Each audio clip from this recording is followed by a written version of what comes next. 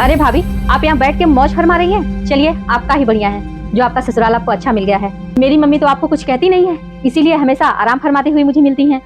वैसे सच में भाभी, आपके इस घर में बहुत ठाट बाट है, तभी तो घर में रहकर इतने मोटे मोटे नग जड़ाऊ कंगन पहनी हुई हैं। वैसे ये कंगन सुंदर तो बहुत है, लेकिन आपके हाथ में ना कम जच रहा है। मेरे हाथों में ज्यादा अच्छे लगेंगे, इसलिए भाभी ये कंगन मुझे दे दीजिए। नहीं दीदी, यह कंगन मैं आपको नहीं दे सकती, क्योंकि अभी मेरी एनिवर्सरी थी तो इन्होंने लाके मुझे दिया था, इसलिए मैं आपको ये नहीं दे पाऊंगी। क्या भाभी, आपकी इतनी हिम्मत, आप मुझे जवाब दे दे? मेरे मायके में मेरी ही हुकूमत चलती है और मेरे पापा मुझे कुछ नहीं बोलते। एक बार मैं जिस पे हाथ रख देती हूँ ना, मेरे पापा मार्केट से लाके मुझे दे देते हैं। दीदी, आप गुस्सा क्यों हो रही हैं? मैं इनसे बोल दूंगी, इसी टाइप का आपके लिए कंगन वो दूसरा ला देंगे। कंगन तो भाभी आपको देना ही पड़ेगा, और आप यह कंगन मुझे खुद ला कर देंगी। आप देखते तो रहिए मैं करती क्या हूँ। दीदी रुकिए, आप ड्रामा क्रिएट करें दीदी, इससे अच्छा है कि आप ये कंगन रख लीजिए। लीजिए, पकड़िए और इसे शौक से पहनिए। मुझे बहुत पहनने ओढ़ने के शौक नहीं है दीदी, लेकिन एक बात और, अगर आप जैसी नंद जिस भाभी को मिल जाए ना, उस भाभी का जीवन ही नर्क बना देंगी। यह कंगन आप पकड़िए और ले जाइए। इस कंगन को देने से अगर मेरे घर में सुकून और शांति बना है, तो ऐसे 10 कंगन मैं आप पे कुर्बान करती हूँ। लीजिए, पकड़िए और ले जाइए।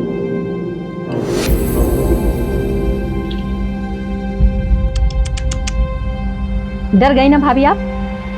तो ऐसे ही डर बनाए रखिए मेरे लिए, ठीक है ना? अभी तो मैं बहू के सामने इसे कुछ नहीं बोलूंगी, नहीं और इसका तांडव फैल जाएगा।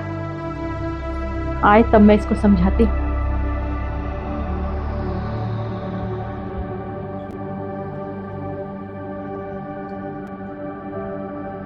माँ देख, तेरी बहू ने मुझे कंगन दिए हैं, जो कि मेरे हाथों में बहुत ही सुंदर लग रहे हैं। ये देख।